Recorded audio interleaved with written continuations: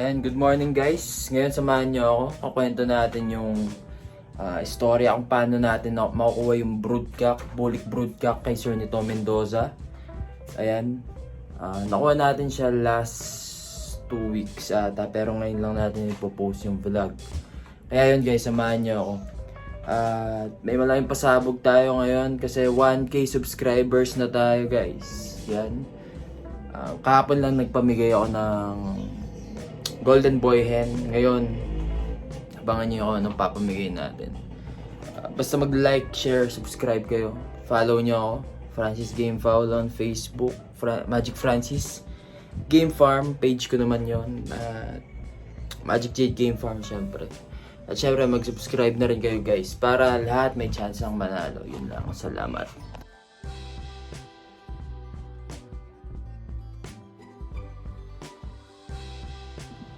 So ayun nga no guys, kwento ko lang yung nangyari. So nagsimula to nung sinabihan ni Sir Nito Mendoza ang aking tito na si Meng Garcia na pwede niya nang kunin yung broodcock na ibibigay sa kanya.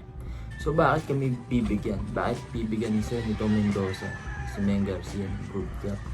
Kasi dati nang matalik na magkaibigan yung dalawang guys. Kaya halos lahat ng materyales ni Meng Garcia ng Magic Jade Game Farm ay galing kay Sir Nito Mendoza ng Fantastic Ella Game Farm. So, itong video na to sa mga Facebook, YouTube, mga videos ko sa YouTube is para ma-market ang aking tito na si Meng Garcia ng Magic Jade Game Farm. Kasi wallet mo. Sa pag-market na yun, Wallet ko. natutuwa ako sa kanya. Yan. Marami tayong natutunan sa kanya. Nahilig tayo sa pagmamanok din. So, gumawa din ako ng sa akin ng Magic Francis Game Farm. Yan. At lahat ng manok ko ay galing kay aking tito na si Meng Garcia. So, dyan nagsimula yan. Pero, kalimutan nyo yung akin. I-market natin dapat ay kay Meng Garcia dahil siya ang may big farm dito sa Arayat. So sa ngayon, sa 4 na sinalihan niya, sa ngayon ano ba ngayon? September na ngayon guys. So sa 4 na sinalihan niya, 3 doon champion na siya. Sa stag season na ngayon So ganyan kalupit ng ating tito. So wala pang sponsorship yan guys, wala pang endorsement yan guys. Di lang niya alam ang ways sa social media sa marketing. Kaya ako nandito para i-market natin ang Magic Jade Game Farm. So, tandaan guys, Francis Game Foul or Magic Francis Game Farm ay nakasuporta lang sa Magic Jade Game Farm para ma-promote ang mga manok ng aking tito na si Meng Garcia. So, kung gusto niyo makita yung mga videos, mga panalo or what, follow niyo lang yung Francis Game Foul sa Facebook. Nandun lahat ng mga updates. So yun na nga. At dahil pinakuha na yung broodcock, so namili si Tita Meng ng 3 bulik na broodcock. So naalala ko, 3 yun. Hindi siya makapili, syempre magaganda lahat. Tsaka kailangan pwede yung pagpili mo dun Ayan. Hinawakan niya, tapos yun, tinignan niya kung ano yung kursunado niya. Pagkahawak niya, tinanong ko yun, ano yung tinitingnan mo sa manok?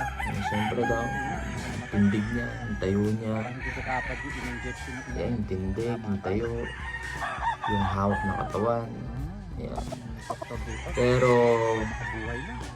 makita sa markings yun kung ano talaga yung magandang manok dahil yung markings yung nakakaalam na Sir Nito Mendoza kung alin din yung super. Kailangan ko early ba? Alin yung super Yung local ko, 30. yung markings na yun ata alam ko para-parehas lang or may isang iba dun pero ayun guys, yung nakita niyo dito may kursunado niya, pili niya yun. Parang yun yung napusuan na kasi ang ganda ng tayo, ang ganda ng hawak ng katawan. Chinep yung mark. Di ba kayo namatayan ng gano'n? Ang daw, super. Yan. Mga Wala ganun na lang na. check na yun sa akin. Wala na. Tsaka basta galing kay sa itong Mendoza. Dapat pala yun, Automatic na 2 yan. months bago Diba? gamitin. Automatic na super yan. Basta bulik yan, bulik. Automatic winning yan. So, yun. Ako yung broadcast. Tinulungan kami ni Mang Kanor. Si Mang Kanor, shoutout kay Mang Kanor. Right now, Isa sa mga handler ni Sir Nito Mendoza, si Mang Kanor. Nakalabas na pala ng Shoutout sa Mang Kanor dahil sa pagtulong mo sa amin. Sa pagtulong sa pagpili mo rin sa amin.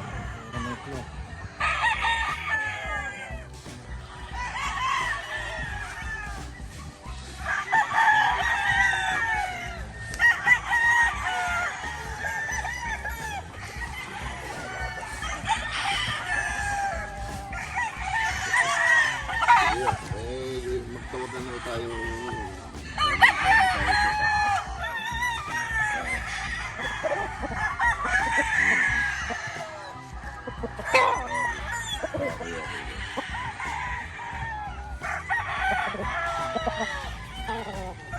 Wala na pili.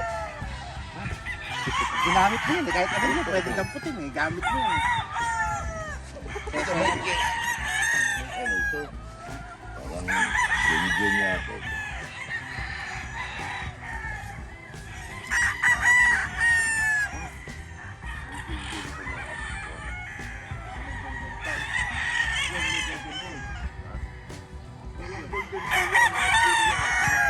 Kaya apot yung bulot. Ano yung straight cam dito, pre? Ayan.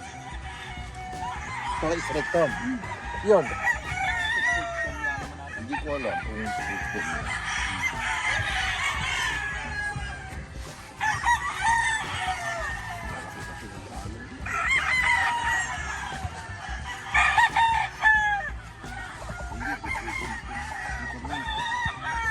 Hindi ako sa straight cam. Yung binigay mo sa akin yung straight cam. Ang ganda nila, boss eh. Pare-parehas lang yan. Kahit yung pico, maglalabas ng straight tom yan. Ah, ganun ba yun?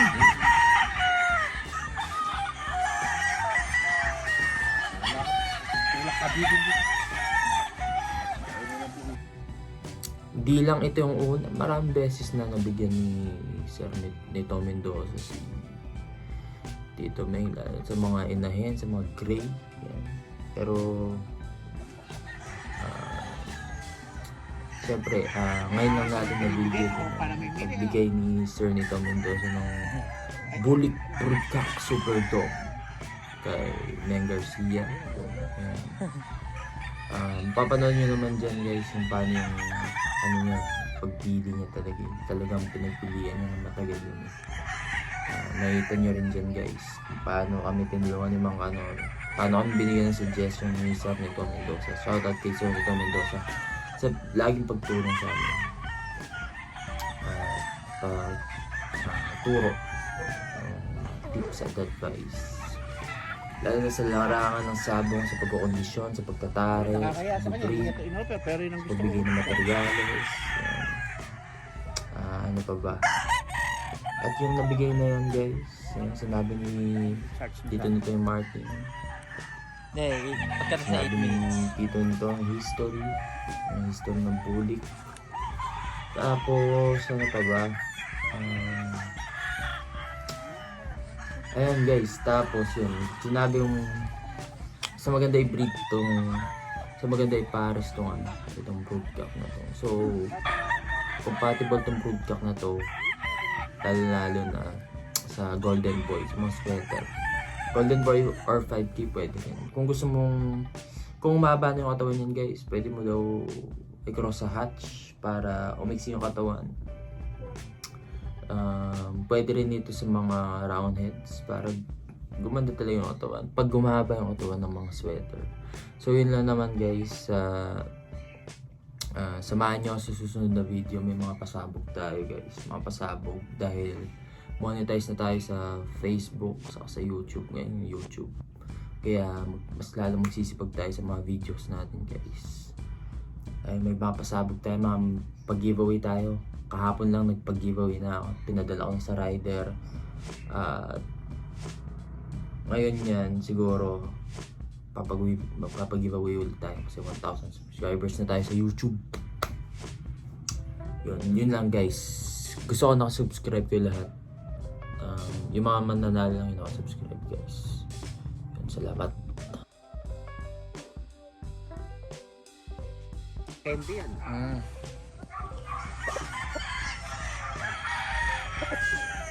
bulik niya. Ha? Ang ka ng bulik niya. Binigyan na niya ako. May anak na nga. Tingnan niya. Eh kaso namatay nung gaganda. Oh. Ganda ng bulik ko eh.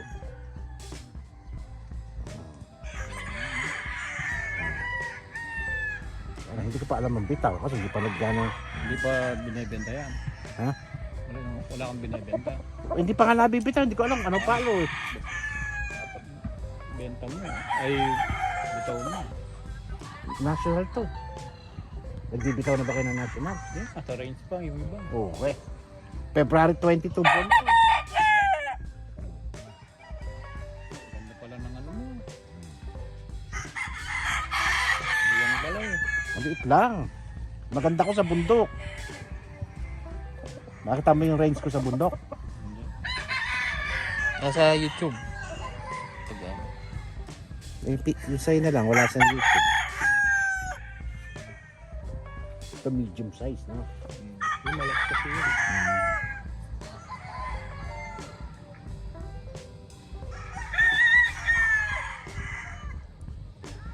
Hihingi ako sa kanya ng ganito.